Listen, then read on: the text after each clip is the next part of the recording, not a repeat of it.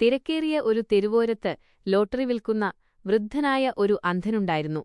ഒരു വൈകുന്നേരം ആകാശ് എന്ന യുവാവ് അദ്ദേഹത്തിന്റെ അടുത്തുചെന്ന് ഒരു ടിക്കറ്റ് എടുത്തു. അങ്കിൾ, ഇതിനെത്രയാ വില എന്നവൻ ചോദിച്ചപ്പോൾ 50 രൂപ എന്ന് അദ്ദേഹം മറുപടി നൽകി. ആകാശ് തന്റെ കയ്യിലുണ്ടായിരുന്ന 100 രൂപയുടെ നോട്ട് അദ്ദേഹത്തിന് നൽകി.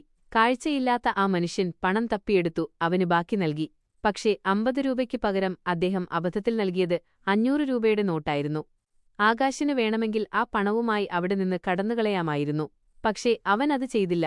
അങ്കിൾ, ഇത് മാറിപ്പോയി, 500 രൂപയാണ്.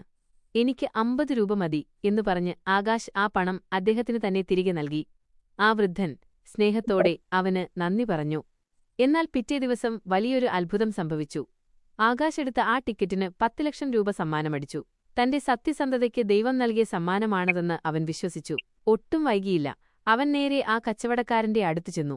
സമ്മാനത്തുകയുടെ പകുതിയായ 5 ലക്ഷം രൂപ അദ്ദേഹത്തിന്റെ കണ്ണ് ഓപ്പറേഷനായി ആകാശ് സന്തോഷത്തോടെ കൈമാറി. നമ്മളൊരാളോട് കാണിക്കുന്ന ചെറിയൊരു സത്യസന്ധത പോലും വലിയൊരു ഭാഗ്യമായി നമ്മിലേക്ക് തന്നെ തിരിച്ചെത്തും.